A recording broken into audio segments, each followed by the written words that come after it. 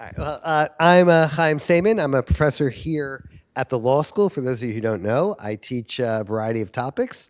But today I'm here to welcome our guest, Adam Kirsch, who's a poet, a literary critic, the editor of the Wall Street Journal's Weekend Review, and a treasure to the American Jewish and broader American intellectual scene. So everyone, please join me in welcoming Adam. Thank you. Thank you all for coming. So I want to start off as follows. In my experience, settler colonialism is either something you know a lot about or something you know almost nothing about. So for those in the audience who don't know exactly what this means, why don't you tell us a little about the term, its evolution, and its current usage? Sure. So one thing that I've been saying in talking about the book is that when I proposed this book to my editor at W.W. Norton, she said that she had never heard of settler colonialism, but all of the editorial assistants there had. And I think that that's a sign that if you went to college in the last 10, 15 years, you probably have learned something about this idea. It's a term that you will find in all different parts of a university course catalog. It has lots of different applications. So it is partly about Native American history and about indigenous people, but it's also, you will find it discussed in terms of public health, gender studies. There are all different kinds of ways that you can talk about settler colonialism. In the book, I talk about it as an ideology, but I think before it's an ideology, it's a field of inquiry. It's an academic discipline, settler colonial studies. There's a journal, a disciplinary journal of it. And it's really an idea that to understand contemporary American society and also contemporary countries with similar histories like Australia and Canada, that you have to view them in the context of our history as a colonized nation, and how the sort of original sin, I would say, of colonialism, European colonization, continues to shape and structure society today. So what I say in the book is that usually when people talk about settler colonialism, they're using it as part of a critical theory. A critical theory meaning a way to criticize what's wrong with contemporary society. And earlier kinds of critical theories have taken different vantage points. The original sort of Frankfurt School critical theory was a Marxist-based theory that looked at modern Western culture through a Marxist lens. Critical race theory looks at American society through the lens of slavery and racism. Settler colonial studies looks at the history of countries through the lens of colonial experience. And so one thing that is often quoted, maybe the most quoted line in this literature, is from an Australian anthropologist named Patrick Wolfe, who was sort of one of the founding figures, one of the first people to write extensively about settler colonialism in the 1990s. And he writes in one of his influential books, invasion is a structure, not an event.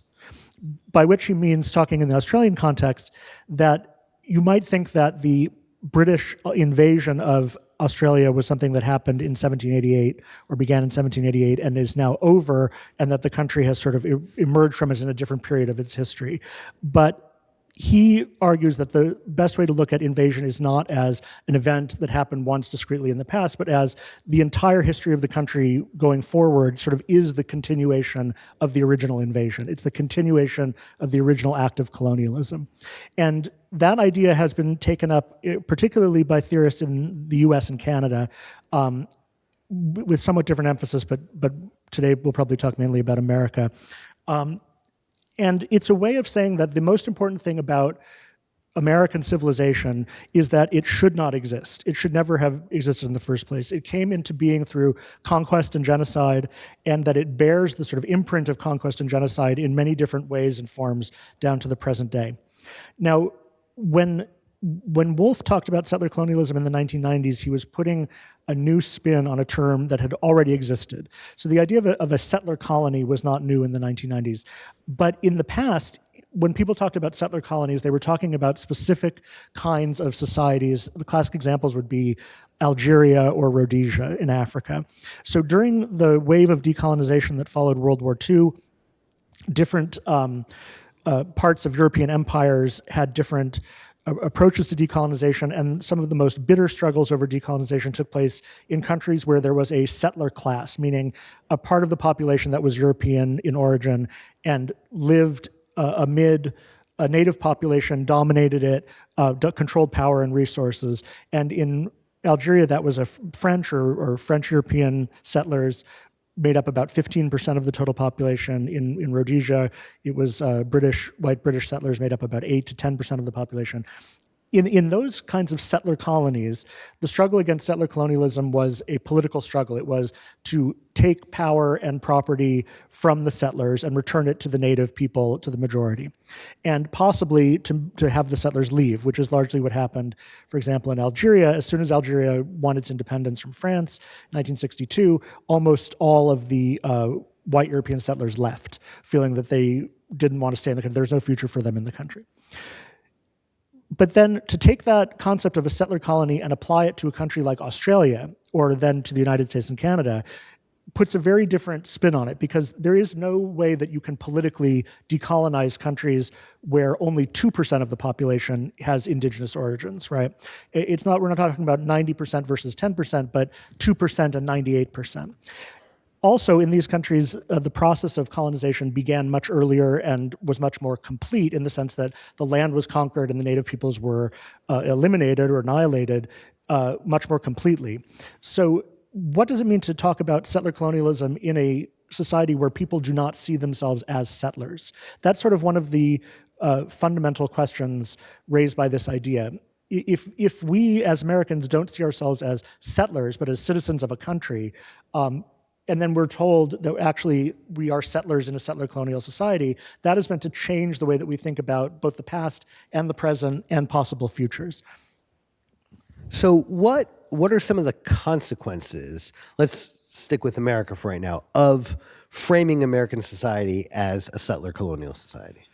Well, the sort of most obvious thing to say is that few, if any, people who write about settler colonialism envision the sort of population decolonization, a political decolonization. There are some people who say, in the future, we look forward to a future in which American civilization has ended and native civilization once again predominates in North America.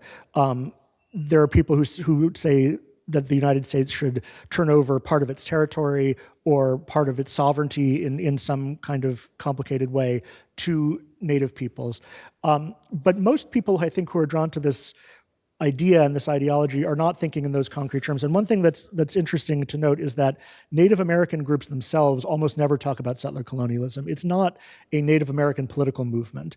If you look at the agendas of major advocacy groups for Native peoples, they talk about enforcing treaty obligations, holding the US government to its promises.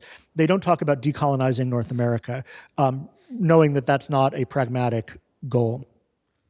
What it really does, I think, more than that, is it changes the way that we think about our civilization and its worthiness to exist and the amount of it that needs to be abolished or changed. So when people write about settler colonialism, most people who are academics who write about this will say quite openly that this is an engaged scholarship. The point of the scholarship is to fight settler colonialism and, if possible, to end it. And that means both reshaping the structures of society and the economy, institutions, gender relations, sexuality, environmental practices. All of those things can be linked in various ways to settler colonialism and the legacy of colonialism. But it also means changing the way we think about ourselves, about the way we understand ourselves sort of internally, psychologically, and even spiritually. So a lot of this literature, one thing that I found very interesting about it, in writing about it, is that a lot of it feels very much like a religious exercise. It's about scrutinizing your conscience, about identifying a term that's often used in this context is settler ways of being. So that's something that's in the scholarly literature a lot. Settler ways of being is basically anything that might once have been called a sin or a vice can be described as settler ways of being. So greed, exploitation, but also alienation, loneliness, all kinds of things that we might think of as spiritual malaise can be reframed in terms of settler legacies. And I quote in the book some very interesting things, like from the Quakers, that are sort of spiritual exercises about locating the settler within and trying to eliminate the settler within. One of the theorists who is most important in this field is an Australian professor named Lorenzo Veracini, who I write about a bit, and he talks about having to kill the settler within, which is really a very theological idea. It's about being reborn in a state where that original sin of settlerdom has been abolished. All this might sound very outre, and I think most people don't encounter it in everyday life, but there are places where you do encounter it quite a lot. There are people who will put settler in an author ID for an article or a book that they write, or even in their X handle, identify themselves as a settler. And I think that in certain academic and progressive circles, it is easy to imagine that becoming part of the etiquette in a similar way to the way pronouns became part of the etiquette, in a very sort of quick transformation that it became sort of de rigueur to have pronouns when you identify yourself. The idea that you identify yourself as a settler is an important sort of rhetorical gesture, because what it basically says is, I acknowledge this history of oppression, of killing. I acknowledge my role in it and my guilt for it, and in acknowledging it, I therefore show a sort of moral superiority to the people who fail to acknowledge it, who don't acknowledge it. So if I'm sort of following the argument, it almost has, so far we've talked about two phases of this term. The sort of original phase, and Algeria would be the classic example. And then it moves to a very different context, the United States, Canada, Australia. But then to me, the most interesting turns you make in the book is you say, okay, so how does it jump from, let's say, the American context, in which it's pretty easy or relatively easy to imagine or describe a time before the Europeans came, right, when there were the indigenous populations of these countries, and then there's some point at which European settlers come, and that's when it starts. But then you say it transfers to Israel, which in some ways is the least likely place to transfer this, because if we know anything about world history, is that piece of land has been fought about for longer than recorded history has existed. So that's a very strange place to take this. So why does it go there, and what changes in the concept and in the work it does when it goes there? Well, so the reason that I wrote this book was after the October 7th attack in Israel. I noticed that right away, before the invasion of Gaza and everything that's happened since then, but really on the very first day that news of this came to the U.S., there were demonstrations and statements of support for Hamas on a lot of college campuses by a number of prominent progressive groups. And almost everyone who came out in support of the Hamas attack, or either extenuating it or actively enthusiastic about it, often used the term settler colonial in the statements that they were making. They would say, Israel is a settler colonial state. The attack is a resistance to settler colonialism. One person I quote in the book said, there are no civilians in Israel, there are only settlers, meaning everyone is a legitimate target because you're not a civilian, you're in this other category called a settler, and a settler means someone who is someplace where they're not supposed to be, a place where they really don't have a right to be. In fact, Israel has been very important to this discourse from the very beginning, from the very start in the 1990s. Patrick Wolf writes about Israel quite a lot in an important paper called Settler Colonialism and the Elimination of the Native. And what I argue in the book is that this concept, which seems very theoretical and historical, and really it amounts to a kind of social and cultural critique in America or in Australia or Canada, when you see Israel as an example of a settler colonial state, then you see a conflict in which settler colonialism is being actively resisted with violence, with guns and bombs. And so that is a much more, I think, exciting and energizing, to use terms that some people used after October 7th, concept. It's saying these ideas that we sort of adhere to in theory, here's the laboratory, here's where they're being tested out. This is a place where people, an indigenous people is actually fighting a settler colonial people and trying to revoke or eliminate their settlement. And so I think that for a lot of people who were progressive and idealistic, especially students, after October 7th, they said, well, we already know, or we believe, that settler colonialism is sort of the explanation for a lot of the most important evils in the world. It's responsible for the things that we hate, and the most progressive cause is to fight settler colonialism. So if Hamas is fighting Israeli settler colonialism, then sort of ergo, Hamas is a progressive movement. And I think that that explains why you see or have seen peculiar things like student progressive groups demonstrating waving Hamas flags. when Hamas, in fact, of course, is a reactionary religious fundamentalist movement that doesn't share any of the goals of Western progressives, particularly around issues of gender and sexuality. But it's sort of in the old days of communism, people would talk about whose side are you on objectively? Are you objectively revolutionary? Not where you think you are, but what side are you actually helping in the great struggle between classes? So in a similar way, you could say Hamas might not say that they're a progressive organization, but objectively, they're fighting settler colonialism, and therefore they're on the side of justice. And really, the reason I wrote the book was to get to the bottom of that very paradoxical idea, which was expressed in such a troubling way for me, in October 2023, and which you see a lot in continuing in polling. Traditionally, when you poll in polls of American public opinion about Israel and Hamas, about 80% of Americans said that they support Israel, 20% Hamas. And that's still true in every age group except ages 18 to 24, where it's about 50-50.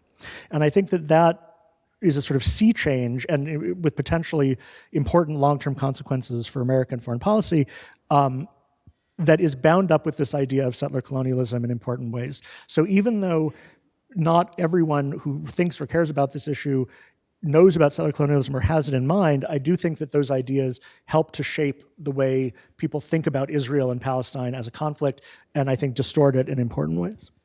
So what would be in your view, a more productive way to think about that conflict that didn't rely on this terminology, but sort of brought the issues into sharper relief?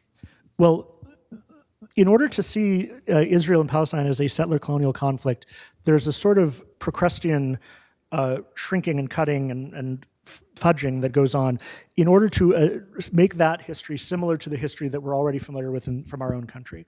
So when seen as an example of settler colonialism, really the story goes that Zionism is a white European colonial movement analogous to the way that, say, the British settled North America in the 17th century. That it was white Europeans who came to non-white indigenous people's land and took it from them, and denied their claim to it, and used violence to destroy them and push them off the land and commit genocide. That is sort of the history of Australia or North America as told by settler colonial historians, and that in those cases, there's a large amount of truth in that story. When you apply that lens to Israel and Palestine, I think you miss most of what is important in the conflict, and for me, important in potentially solving or reducing the conflict. So one of the tricky things about Zionism is that far from seeing itself as a European colonial movement, it precisely saw itself as an indigenous movement. It was a movement of the, as Jews believe, indigenous people of the Holy Land back to their biblical homeland. And I say in the book that if you could imagine what would it look like to decolonize North America if you were to say, set aside one state like Arizona and say this state is going to be a homeland for all Native Americans. In fact, the U.S. has tried to do or claimed to try to do this with Oklahoma and at one point in our history as well, and say we're going to create an independent country in Arizona. People will move there. Native peoples will resume their using their native language, and they'll develop a new culture and a new way of life in their own country. That is the story of Zionism. That is the story of Israel, of people who had been dispossessed and were persecuted, coming back to their ancient homeland, using their ancient language, Hebrew, creating this new home for themselves. At least that is the Zionist understanding. So if you frame that in terms of white European settler colonialism, I think you've already missed from the beginning what it is that motivated the creation of Israel and how Israelis see themselves in this conflict. And sort of really what you've done is taken the opposition point of view, which is Jews do not belong in this land, that their presence here was an act of conquest and exploitation, and that they fundamentally have no more right or connection with this land than, say, the British did in North America in the 17th century. That, I think, is one way that it distorts the conflict. Another way it distorts the conflict is one of the important concepts in settler colonial analysis of North America or Australia is the idea that what the settler colonist does is it comes to a place and declares that no one owns this land. In other words, it does not acknowledge the rights of native peoples to their land, their ownership of it. It even sometimes legally declares it no man's land, that in other words, you could not enter into a contract to buy a piece of land in Australia with an Aboriginal tribe because legally the peoples did not own the land that they inhabited. You could only buy it from the Crown. The Crown owned all the land. It wasn't quite as straightforward as that in North America, but there was elements of that here as well. So the idea that you come to basically an empty place or a place that's conceived of as empty and take it over. The history of Zionism is the history of Zionist organizations in Europe negotiating with powerful sovereigns, which were big empires. First, the Ottoman Empire, the Turkish Empire, and then after World War I, the British Empire.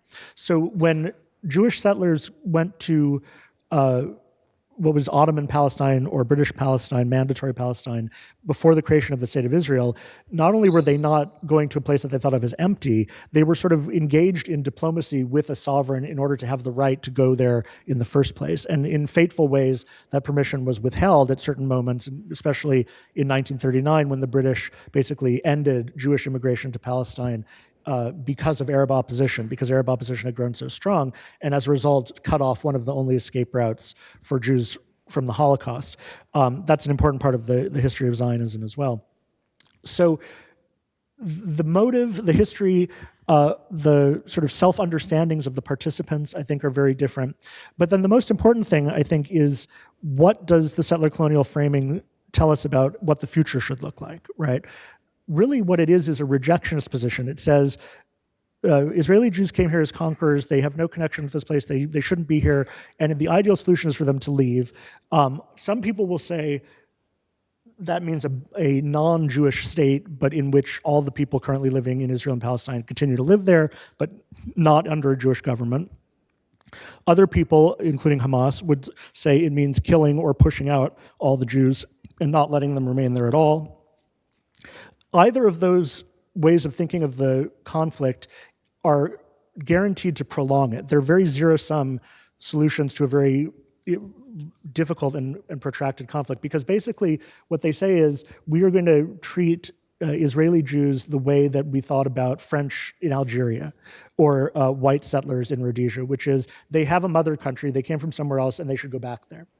And the difference is that Israeli Jews don't have a mother country. There is no country that created Israel as a colony. They weren't sent there as settlers by an imperial power. In fact, usually they went there fleeing persecution and genocide from great powers.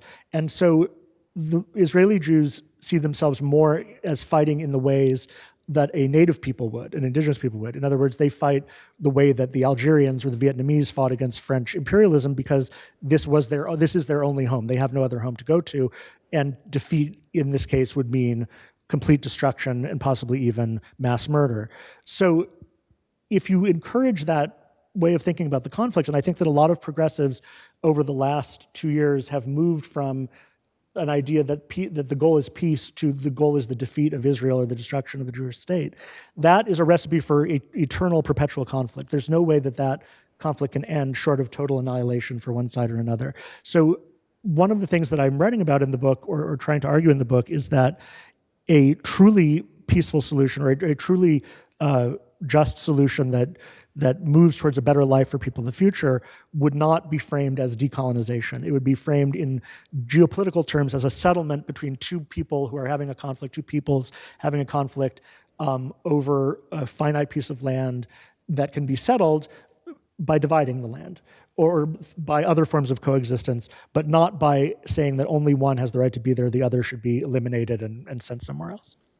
So when it comes to solutions, you make a plug for the book in the book towards the end for a word that typically doesn't get a lot of play, and that's despair. Right. And you draw there on a Talmudic concept that when a property owner loses something and no longer has a chance of getting it back, they despair from it, and that allows new frameworks to take hold. So tell us a little bit about sort of why you think that's useful here and how it might play out. Well, it struck me that there was a useful way to apply this idea, which as Chaim says is really it's an issue in an idea in Jewish religious property law. The idea, as stated in the Talmud, is that if you lose possession of an item and you have no reasonable expectation that you'll ever get it back, and the rabbis give certain examples, such as if you lose a coin in the marketplace, or if the government seizes something that belongs to you, or if a bandit steals it from you, you don't have any expectation of getting it back, then you're considered to have despaired of it, to despair of getting it back. And what that does is it ends your legal title to that item. Now, that doesn't mean that you are not entitled to compensation or that the person who took it from you was right to take it. What it specifically means is you do not have the right to go to whoever is currently in possession of that item and take it back. And the reason why that is an important principle is that, say that someone steals your money and uses it to buy something, and then that person uses it to buy something, and then that person uses it to buy something, and 6 or 7 exchanges down the line, you went to a complete stranger who thought that they had made a valid transaction and said, that coin that you just used is actually mine, give it back to me. That person would say, I didn't do anything to you. I didn't know I was doing anything wrong. You'd be doing me an injustice in order to right your injustice. And so there's this concept of despair, which, as I say in the book, is not about justice. It's about the limits of justice. It's about saying there are situations in which we cannot return to the original situation before a crime was committed, before a loss was sustained. We have to reckon with the consequences of the loss and how to limit it rather than allowing it to ramify. And I talk about this as maybe a way of thinking about history, including the history of this country. I think if you're Jewish, like I am, you have, over the last 18 months, I think everyone who's Jewish has thought a lot about what's going on in Israel and thinks about it with great concern, and also about the situation of Jews in America in various ways. But even if that's not an interest and that's not in discussion, as Americans, I think that over the last 10, 15 years, we've been engaged in a real debate over our history, over all different facets of it, and how to come to terms with the evil in that history and also the good in it. And this has taken different forms. It takes the forms of renaming. It takes the forms of taking down statues. One thing that I talk about in the book is that settler colonialism looks at this issue rather differently than people who are looking at it with the history of African Americans in mind. It makes different distinctions. But one of the sort of basic question is, knowing that our country was founded on conquest and war and dispossession, what is our responsibility? What is the way that we can understand that past in a way that is beneficial for the future rather than destructive for the future? It's a very difficult question. It's difficult to answer. I don't think that the way that we've answered it in our public debate has been very good. It tends to be very polarizing and provoke extreme responses on both sides. But this idea of the past is something that can't be changed. You can't change the past. You can only change the future. And I think that is a more productive and ultimately a more just way of looking at these old historical injustices and conflicts. And part of what that means is despairing of justice. It means saying we will never have a world in which the injustices of the past were not committed. And there's a strain in settler colonial theory, writing about America in particular, of sort of wishing that America had never come into being, saying like the discovery of North America by the Europeans was one of the worst things that's ever happened in history because it led to genocide, it led to depopulation. In a strange way, it's the exact reverse of the way that Columbus and the discovery of America were taught in traditional patriotic American history, which was that it was the best and most important thing that ever happened in the history of the world because it was the birth of self-government, of human liberty, and that was a very strong idea in the early republic and through the 19th century. Lincoln refers to it in the Gettysburg Address. If you say that America is sort of the worst thing that ever happened, in a way, it's just as mythical as saying it's the best thing that ever happened. Both of them are myths that we're telling about the past. I say in the book that it's a counter myth. It's a myth responding to the earlier myth.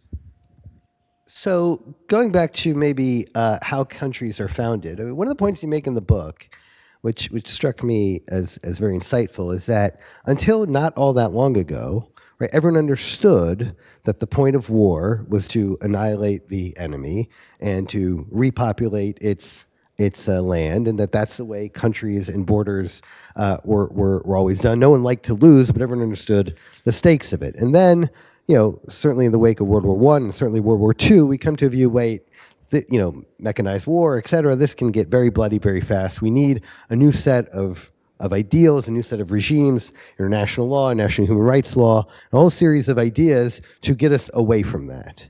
And thinking about that, as I think about the conflict in Israel, and not just the conflict, but the conflict about the conflict, it's that from the Zionist perspective, there's a sense of world is holding Israel to standards that no other country has ever been held to or could be held to by an enemy that uses the infrastructure of international law as part of its arsenal.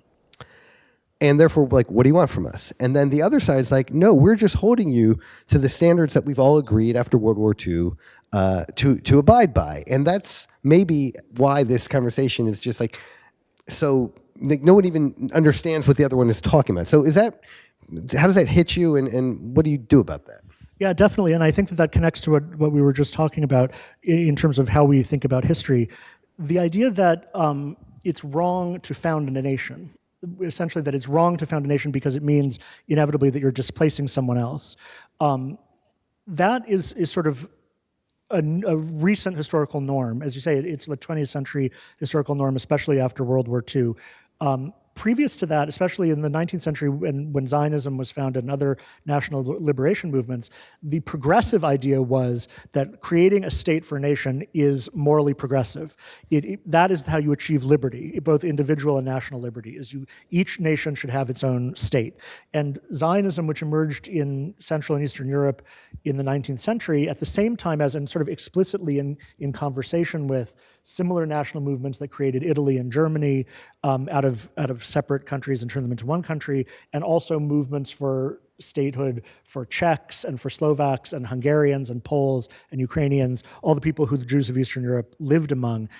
Similarly, it was seen as a progressive idea that you take this people that has sort of always suffered and always had a problem because it doesn't have a nation, it doesn't have a state, and you create a state for them, and then that will end the exceptional status of Jews. One of the things that you see when you look at early Zionist writing that's quite striking and sort of sadly ironic today is that the thing that Theodor Herzl and his disciples said again and again is that Zionism is about making the Jews a normal country, a normal people, like every other people. In other words, it's normal for a people to have a state. Every other people has one. We should have one too. And Herzl says, then people will not say Jew as an insult, but it'll just be a national description like German or French or English. People say Jew, meaning someone who is from the country of the Jews. And wasn't there a line that Israel be a normal country to even have crooks? That's right. Well, I'll tell an anecdote about this, or personal story about this. When I was growing up in Los Angeles, I went to Hebrew school, and many Hebrew schools had Israeli teachers. I had an Israeli teacher, and she told us the story about how the first time that there was a murder that was reported in the newspapers when she was a child, and she said to her mother, "Now we're a nation like all the other nations," and her mother slapped her, meaning this is what it means to become normal. This is what Zionism was about. It wasn't about being better. It was about being like everyone else. It was about having a normal country, and that was both the goal and also in some ways not the goal, right? Because it means that then the state of the Jews becomes guilty of all the same things that other states are, including war and aggression and expansionism and the things that it is reckoning with now. So yes, I think it's important to acknowledge historically that in a similar way that it was once considered absolutely normal to say that a king had a divine right to rule, or that it was normal if you won a battle and took prisoners to make them your slaves. Those things were completely normal and expected, and even things that lots of powerful countries and people took pride in and bragged about. And the same was true of settlement and conquest, the idea that you create a nation by conquering territory, taking it over, and either displacing or sort of assimilating the people who were living there before. All you have to do is go back far enough, and that is the history of every single country in the world. The difference is that in modern times, each of these things has become recognized as evil and wrong. And now we say, and I'd say, no one would disagree very rightfully, that all of those things are things that we shouldn't do and shouldn't have done in the past and shouldn't continue to do in the future. Israel is because of its history, was created right on the cusp of those two eras. And in a way, it was one of the last countries created, one of the most recent countries created in the world. And so it was one of the last expressions of nationalism. And as a result, as the West, and in particularly Europe, turned against nationalism after World War II, a lot of the judgment and anger and reproach and sort of villainization of nationalism went towards the Jewish state.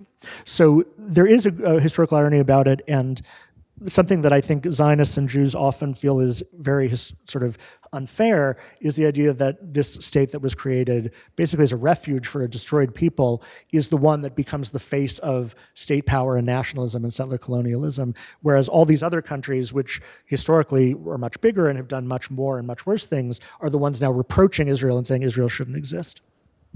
Okay, so maybe we'll move sort of to the present for a second. As I see it, there's now basically three stories dominating the news. And since we're here in a university and in a law school, two of them definitely touch on us. So the first is the Trump administration's either course correction or shakedown of universities and their curricular activities. And Jews and anti-Semitism are in the middle of that issue. The second one is the, again, course correction or shakedown of major law firms. And again, Jews and anti-Semitism are, at least in part, implicated in that one. And then maybe least connected, but also, right, the third issue is the tariffs and the global trade order. And I think as we speak, Israeli Prime Minister Benjamin Netanyahu is in Washington and negotiating some, presumably some deal with the Trump administration about that. So all these stories that are like roiling the world, and somehow to be a Jew, and particularly an American Jew, is now at the center of all of that. What does that mean to you, and how should we think about that? Well, I don't know enough about the law firm and the tariff issue to discuss it. It's at least in connection with Judaism and Jews, the position of Jews. Definitely, since October 7th, there's been a lot of concern in the American Jewish community about anti-Semitism, particularly on university campuses, but also more broadly, that is inspired by or connected with anti-Zionism. The idea that it has become, in a lot of places, sort of toxic and maybe even dangerous to identify yourself as a Zionist or to sympathize with Israel, and that certainly a lot of the online discourse about Zionism is extremely hateful, and uses terms that, if you said it about Jews, would obviously be considered anti-Semitic, but if you say it about Zionists, it's sort of not quite, or is it really? It's a question of perspective. It's very complicated subject because protesters will say and do say there are Jews in our ranks, there are Jews who are critical of Israel, there are anti-Zionist Jewish organizations. At Columbia University, when they had the big protest last April, a year ago, they had a Seder, a Passover meal, in the pro-Palestinian encampment, and it was a way of saying this is not about Judaism, this is not about anti-Semitism. On the other hand, it leads to a lot of discussion of Jews being sort of outside the pale morally. If you continue to care about the Jewish state or feel that it's important for Israel to be a Jewish state, which I think the vast majority of American Jews say they do, that puts you outside the pale in certain communities. As a writer, this is something that definitely has been an issue in the literary world, that there have been literary institutions and events and people who will say, if you are Jewish, you have to sort of say in advance that you condemn Israel and that you're not a Zionist in order to come to our conference, contribute to our magazine, read at our venue, that kind of thing. Conversely, there were some Jewish venues in New York after October 7th that disinvited people who were very vocally critical of Israel. So it has spotlighted, for American Jews, it has spotlighted our Jewish identity and made it problematic in a way that I think most American Jews were not expecting and certainly are not prepared for. We're not prepared for. And I think that maybe that's more true as you become less religious. In other words, Orthodox Jews who are sort of used to being publicly recognizable and identifiable as Jews are much more used to that. If you, like me, are not Orthodox or lead an essentially secular life, it's voluntary whether you identify as a Jew or identify with Jewish causes. If there is a big social price to pay for that, or a price among your peers, do you still do it? Is it your responsibility? All those things are things people have been worried about and talking about a lot over the last 18 months. When it comes to what's going on right now with the Trump administration universities and deporting student activists, I've seen nothing but condemnation of that from Jewish writers and academics, certainly. And anyone I've seen writing about this or talking about this who is themselves a Jewish member of a university has been against it. And I think that there's an editorial in the New York Times today by Michael Roth, who's the president of Wesleyan University, and there are other people who have written about this as well, saying that that Trump's criticism of universities and the changes that he's trying to make in universities don't really have anything to do with Jews and anti-Semitism. They're about culture and politics in much deeper and broader ways, but that Jews have been made the face of it, so that when the government, the education department, or other grant-making agencies go to universities, they say, the reason we're taking away your $400 million is because you're not doing enough to fight anti-Semitism among your students. I think most Jews are very uncomfortable with that. That doesn't put, I think, Jewish students in a good position. It makes them the face of all these punitive policies. I don't think it's consistent with other kinds of government policy that are not concerned with anti-Semitism, that don't take it seriously in the same way.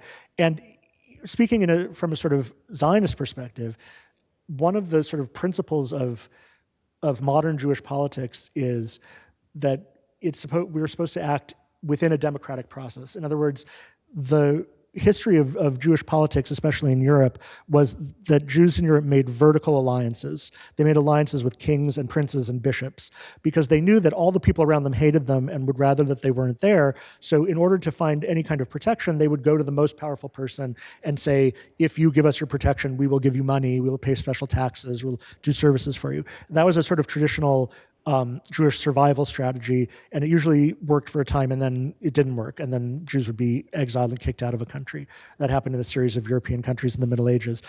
Modern Jewish politics is supposed to be about forming horizontal alliances, especially in America, and saying we are American citizens, we are going to advocate for our interests in the same way that every other American citizen does and every other group does, by making alliances with other groups and winning elections and forming party coalitions.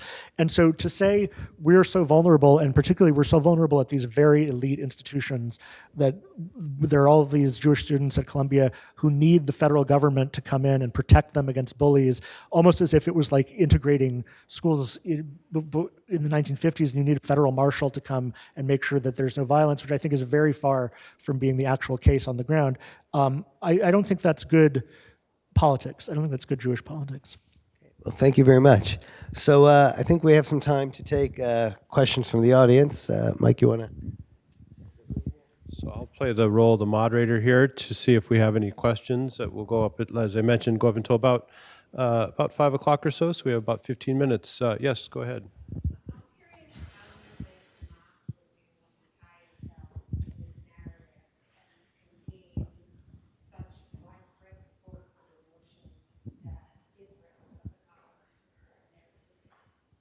Well, I think that over the last maybe 10 or 15 years, the Palestinian cause has been reframed by a lot of activists consciously and deliberately as an indigenous cause, the cause of an indigenous people. One of the sort of landmarks of that process was in 2016. There was this episode, which you may or may not remember, at the Standing Rock Reservation in North Dakota, which was a Sioux Indian reservation where there was a plan to build an oil pipeline underneath the land. And they didn't want the pipeline built for both spiritual and environmental reasons. And there were protests, and there was a confrontation between activists and bulldozers and construction equipment. And it became a big international cause celeb, sort of like Occupy Wall Street. A lot of left-wing activists came to Standing Rock to be part of this protest. One of the big things that came out of that was this idea that the cause of the Standing Rock Sioux and the cause of Palestinians in Gaza were essentially the same. And so there was a slogan at the time, from Standing Rock to Gaza, because both were indigenous peoples who were fighting the power of a settler colonial state. And so even though those two situations are obviously as different as could be in terms of the actual politics, the actual consequences, the idea that if you are fighting against Israel, you're fighting against colonization, you're fighting against white supremacy, you're fighting against all the things that one is against. I think that has had a powerful influence in the way especially younger people view that conflict, and it's helped to drive certainly the avant-garde of the left in a very anti-Israel direction, so that when October 7th happened, it wasn't so in that case, people who had before said it was wrong to kill Palestinian civilians now said it's actually kind of a good thing to kill Israeli Jewish civilians because it advances this cause. I don't think that Hamas itself, the leaders of Hamas themselves, are necessarily involved or aware of this. I think they're inhabiting a totally different universe, mental universe. But I do think that for a lot of activist groups, especially in the US, that's a conscious decision to change the way that the cause is understood. Ethan, go ahead. Yeah. Thank you. So, we're here at a Catholic university. You've got the Bishop of Hippo's flaming heart about 10 feet above your head. And I was curious that if you're thinking about the context in which we're having this conversation, you mentioned the theological dimensions of this very briefly, but a lot of people here might be, the politics might seem more obvious, but to me it seems like that theological dimension is actually quite central, and something that I've noticed absent from a lot of the public conversation about this. So in terms of having this conversation with a center that's supposed to be thinking about religion and law and public life at a Catholic university, can you say a little bit more about what you think might be the significance of the theological dimensions of, the settler colonial conversation in general, but particularly when it comes to Israel, given the fact that Jews occupy, something of a significant place in Christian thought, to put it mildly. Yeah, maybe there are two different answers to that. I talk a lot in the book, or a certain amount in the book, about the sort of Protestant and Calvinist origins of this idea of settler colonial guilt, because in a lot of ways it resembles the way that the original settler colonists in North America, the Puritans, thought about themselves, which is that they inherit a guilt that they're not personally responsible for, but they were sort of born into. And in a similar way, we as North Americans, as American citizens, are born into the guilt of settler colonialism, and that we have to sort of scrutinize our consciences, think about it a lot, be aware of all of the different ways that it has shaped and distorted us. Those are all strike me as sort of essentially Protestant and Calvinistic ideas, and I think it's significant that this way of thinking is the main places where it's influential are English-speaking Protestant countries like Australia, the US, and Canada, a lot less so in Catholic Latin American countries, even though they also have a history of colonization and not the same history, but certain important similarities. I think it's not nearly as influential in those places. And one reason, I think, is that it is a way of thinking about conscience and about guilt with deep roots in American tradition. That's one thing. Even the idea that you would say that you would sort of lead by saying, I am a settler, to me sounds a lot like saying, I am a sinner, which is a way of saying, I acknowledge this thing, and in acknowledging it, I have sort of begun the journey to atone for it, right? Which is the sort of essential theological idea in Calvinism. You can't not be guilty, but by being guilty, by knowing you're guilty, that is the beginning of becoming less guilty. I think there's a lot of that in the way that people who talk about settler colonialism position themselves. With Israel, one of the things that I've tried to think about a lot over the last couple of years and write about in different ways is, when people criticize Israel, to what extent are they consciously or unconsciously drawing on anti-Jewish, anti-Judaism ideas? I think that most people, especially young people, would simply say, that's not the case. It's not intentional. That's not what I think I'm doing. And I think that that's valid. I think that that's not what I think a lot of people are doing.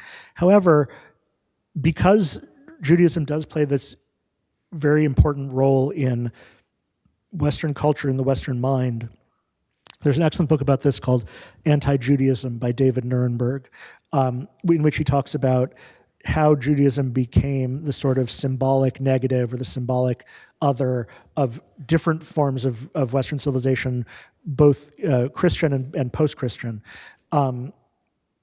So it might be in certain terms in the Middle Ages, then different terms in the 19th century in terms of biological racism or nationalism, but it ends up being very congruent that the things that Western civilization doesn't want to have, doesn't want to see in itself, get projected onto Jews and Judaism. That's an important part of, I think, Christian tradition, post-Christian European tradition, and I think that you can see it happening with Israel as well in the ways that I mentioned earlier about nationalism.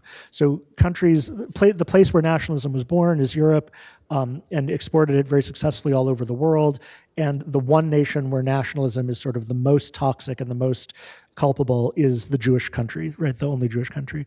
Nuremberg says in this book that in earlier centuries, people said, Israel is the source of all the sin in the world, and they meant the people of Israel. And today people say Israel is the source of all the sin in the world, they mean the state of Israel, but it is a similar kind of thing. In some more recent writing that I've been doing, I looked at Luther's sort of infamous tract on the Jews and their crimes, and compared it to the way that people write about Zionism on social media right now, and it is very similar. It is disturbingly similar because essentially a Zionist, for a lot of people, especially young people, especially on the left, is a person who it is virtuous to hate. I talk about this in the book as well.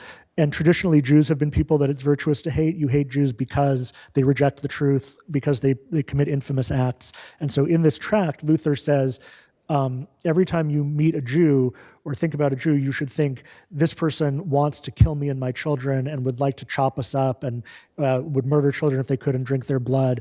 And people say exactly the same things about Zionists and Israelis today on social media all the time. So they may not realize that that's what they're doing. They may not be conscious of the affinity, but I think that in a very deep way, it ends up having the same logic to it. Some students back there, Seth, go ahead. Yeah.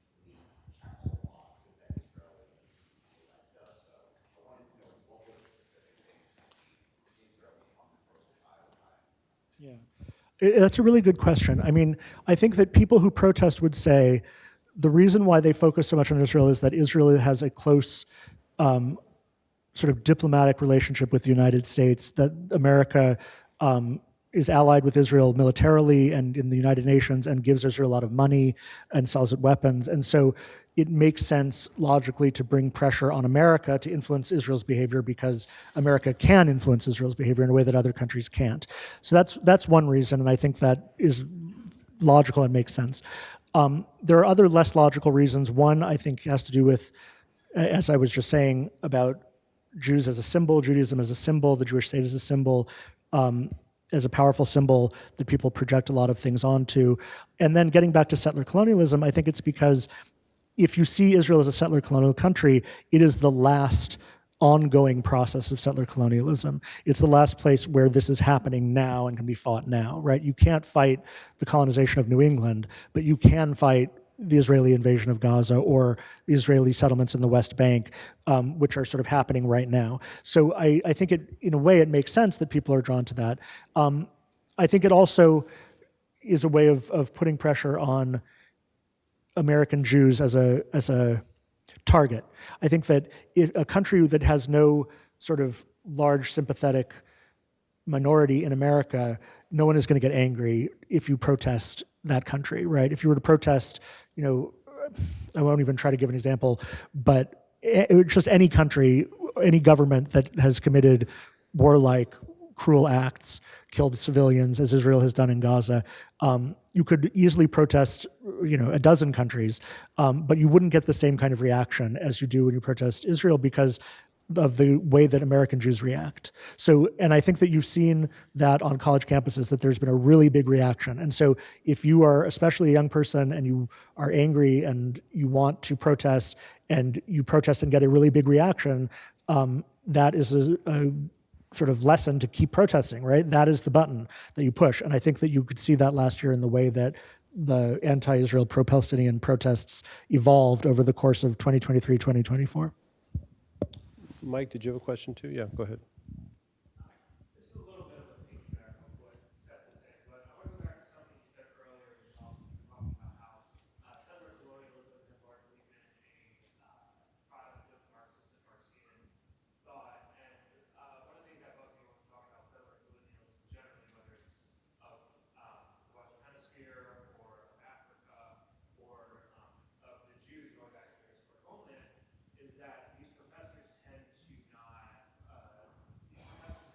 look at the neocolonialism of Marxist countries like the Soviet Union and China, which would go to foreign countries, foment genocidal revolutions, and then would then use those as money making machines. So can you speak to that a little bit? Sure. Well, I should clarify, I didn't mean to say that settler colonialism is a sort of product of Marxist thought, because I don't think it is. I think it, in fact, is it at odds with it in very important ways. That in Marxism, the key division is between capital and labor, or the rich and the poor. And in settler colonial, through that lens, the key division is indigenous and settler.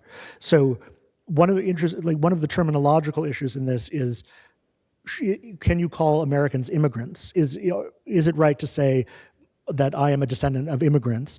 A lot of settler colonial theorists will say, no, there are no immigrants in America. There are only settlers and indigenous. In other words, anyone who is not indigenous, whose ancestors were not here before Columbus, is just a later settler, because the land has never stopped being indigenous native land. So everyone who comes to it is just a further stage of settlement.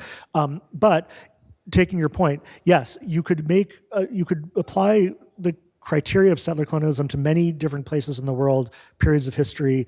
Right now, a good example would be China in Tibet or China in Xinjiang, where a lot of the things that in the 19th century were done to eliminate Native American culture, like educating people to speak English and not their native language, are now going on with those ethnic minorities in China. The reason why people don't talk about it nearly as much, there's some people who do talk about it, but not very many, is that, to go back to where I started, I think that the reason why this appeals to people in America is that it's a critical theory about America. And so really what their interest is criticizing and reforming and improving, in their eyes, this country. And so it's not so much about studying the history of the world, it's about transformation. And incidentally, I think that is one reason why a lot of people who do settler colonial studies are not historians. They're trained as anthropologists, sociologists, cultural studies, gender studies, things that are about theory and not about the history of a particular place. Maybe time for one more? Yeah, go ahead. I think sometimes Israel really looks like a copycat, particularly in its response to Gaza. It seems like, all the different colonies you've ever seen. And I wonder if a lot of the protests are not in support and concern about what's happening to people in Gaza. I think that's absolutely true. Of course, yes. The support, the second part of what you said is absolutely true. The reason why these protests exist and the reason why they have so much passion behind them is because of the suffering of people in Gaza. That is sort of the primary reality, and it's the most important thing. And when I go around talking about this, I always try to make that point or to acknowledge that is what people are angry about, and that's what people are trying to stop. My argument is not with that indignation. In fact, as I say in the book, it's a virtuous indignation. The problem is that, like a lot of kinds of virtuous indignation, it can be turned into something that is bad rather than good. And so in the same way that earlier radical ideologies were about indignation against different kinds of injustice and then went on to inflict their own injustice, when I saw people celebrating the death of Israeli civilians, to me that was a good example of people who are indignant about one injustice end up committing another injustice, a reciprocal injustice. So I think that it's difficult but necessary to try to think about, to acknowledge the injustice, to acknowledge the horror of what's happening in Gaza and to think about what are concrete and actual ways in which it can be stopped or improved, which do not involve inflicting a reciprocal horror or tragedy on Jewish Israelis. Well, again, we have plenty of time for more conversation at the reception, which is around the corner, where you can also get a copy of the book. And again, the reception is kosher.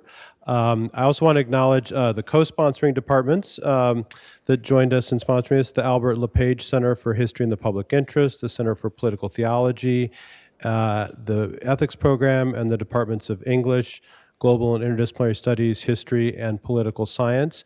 And finally, I want to mention that this is this year's annual Giannella program, the 47th time that we have honored the legacy of one of the great church-state scholars of American legal education, Donald Giannella, who passed away in 1974. But through the generosity of his family and other benefactors, we've continued to have programs now in his honor for 47 times. And I think it's in the keeping of that spirit that we've had this rich, interesting conversation between Chaim and Adam about this most difficult and contested issue. And finally, I want to thank Chaim and Adam for their participation in this program. And please join us around the corner.